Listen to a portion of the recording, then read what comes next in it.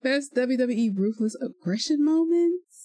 Let's watch. After narrowly missing a spectacular shooting star press during the main event of WrestleMania 19, Brock Lesnar showcased his resilience by rallying back and ultimately defeating Kurt Angle to claim the WWE title. Just be the following week, people it around. was announced that a WWE Championship tournament would take place, with the winner earning a coveted title match against Lesnar at Backlash. Among the participants was an up-and-coming John Cena, who had his knee shattered by Lesnar just months earlier. Despite the setback, Cena fought his way to the finals and emerged victorious by defeating Chris Benoit. When their match started, Lesnar gained the early advantage, but Cena turned things around by hitting a low blow on Lesnar. Cena then attempted to use a steel chain, but the referee confiscated it before he could execute the move. This interaction allowed Lesnar to capitalize, delivering his devastating F5 on Cena, ultimately retaining the WWE Championship.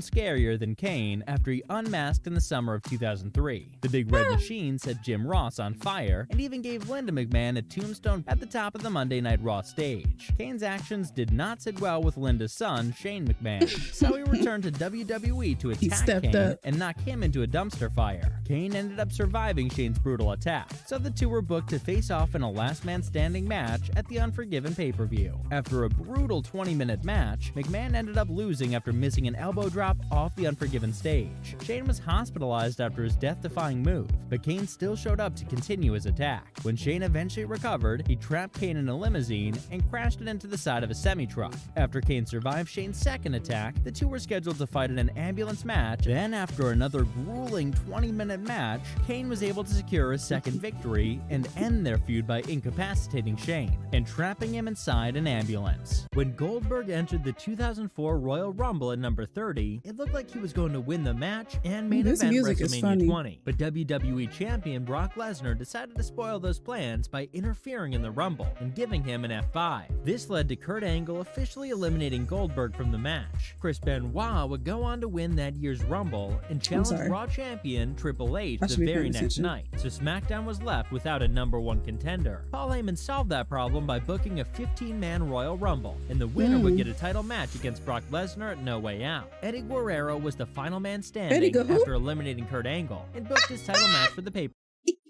Eddie Guerrero.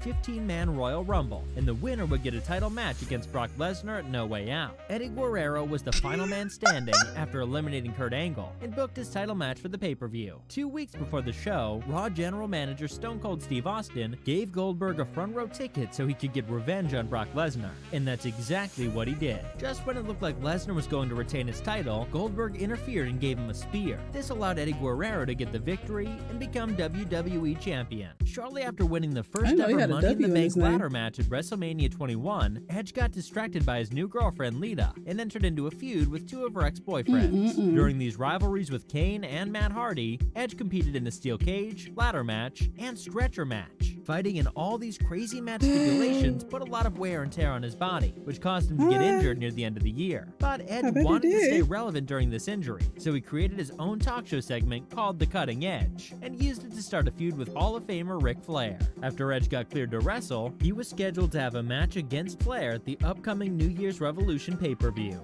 Edge would lose his return match by disqualification, but his night was far from over. While John Cena was recovering from his title defense in the Elimination Chamber, Mr. McMahon came out and announced that Edge was cashing in his contract. After 2 quick spears, Edge pinned Cena and won the WWE Championship for the first time. Following as the 30th entrant in the 2008 Royal Rumble, John Cena proceeded to secure victory by outlasting all others and eliminating Triple H in the final moments of the match. Cena conveyed to Orton his impatience for WrestleMania and opted to seize his title opportunity at No Way Out. However, during Cena's championship opportunity, Orton intentionally slapped the referee, resulting in a disqualification. This tactical move caused him to lose the match, but successfully retain the title. On that same night, Triple H secured his status as the #1 contender to Orton's title by winning the Elimination Chamber match. On the ensuing Raw episode, John Cena displayed his prowess by triumphing in a non-title bout, thereby securing his opportunity to challenge Orton alongside Triple H at WrestleMania. Notably, Triple H wasted no time in making his intentions clear to both contenders. However, it was Orton who had the final laugh,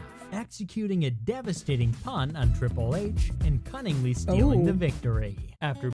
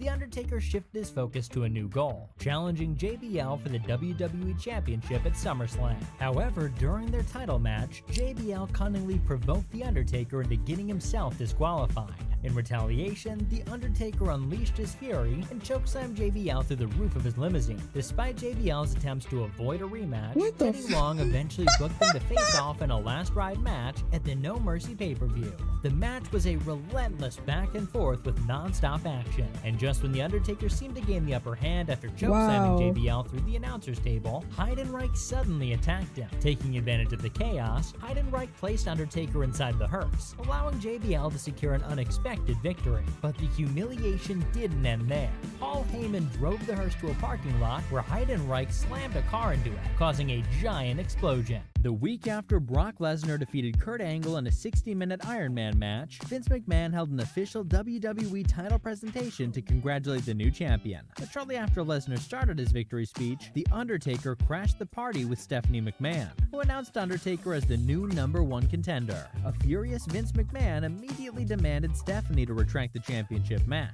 and when she refused, Vince booked the two of them in the first ever father versus daughter I Quit match. If Stephanie was to lose, she would have to step down as SmackDown general manager, and if Vince was to lose, he would have to resign as WWE chairman. Vince started the match showing no mercy towards his daughter, but it didn't take long for Stephanie to find a weapon and return the favor. The SmackDown general manager almost won the match a couple of times, but Vince was able to regain the upper hand and choke out his daughter with a lead pipe. Stephanie's mother was watching all of this unfold at ringside, and when she couldn't handle it anymore, she threw in the towel. This ended the violence, but gave Mr. McMahon the victory. After getting his head shaved at WrestleMania 23, Mr. McMahon wanted to destroy Bobby Lashley's career by taking away his When Mr. Kennedy made his debut in the summer of 2006, he took out every opponent put in front of him and eventually won the United States Championship. After his title win, he told general manager Teddy Long that he's beaten the best SmackDown has to offer, and there's no one left to beat. But Teddy reminded him he's never faced The Undertaker, and he would for the first time at the No Mercy pay-per-view.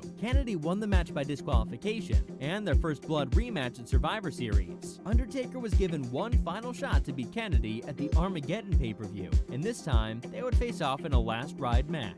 The objective of this stipulation was to throw your opponent in the back of a hearse and drive out of the arena. In the early moments of the match, it looked like Kennedy was going to pick up the victory, but Undertaker emerged from the driver's seat and chased him to the top of the Armageddon set. Undertaker attempted to go for a chokeslam, but Kennedy was able to reverse it and throw him off the top of the set. When Triple H returned to Monday Night Raw after a 4-month hiatus, he immediately betrayed Ric Flair by hitting him in the face with a sledgehammer, and continued the assault backstage, which lasted through an entire commercial break. The following week, Triple H explained to the WWE Universe that he had take the horse behind the barn and pull the trigger after Flair became a shell of his former self. When Flair returned, he told everyone that he would get his revenge at Taboo Tuesday, a pay-per-view where fans got to vote on the match stipulations. The 3 options to choose from were submission match, 1 fall to a finish, and steel cage, which ended up winning with 83% of the vote. In the early moments of their match, Triple H busted Flair open and got him into the figure 4 leg lock, but Flair was able to fight back and return the favor with his own figure 4. At the end of the match, Ric Flair brought a steel chair into the cage to incapacitate Triple H, allowing him to escape with the upset victory. After he won the second ever Money in the Bank ladder match, he decided to cash in his WWE Championship contract against John Cena at the ECW One Night Stand pay-per-view. RVD knew that the ECW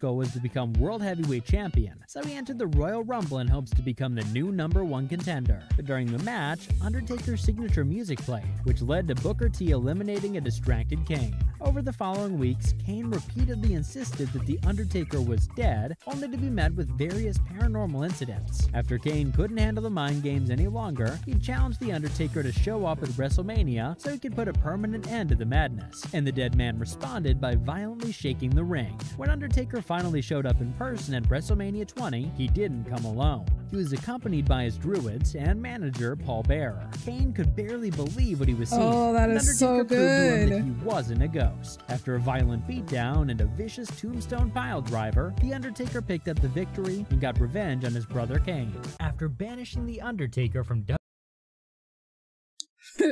These storylines are diabolical. That's the only word I can use. Diabolical. And it's all because of Vince McMahon. But gonna do it for this reaction, y'all. Leave some comments down below. Let me know what you guys think. I'll see y'all in the next one. Toodles.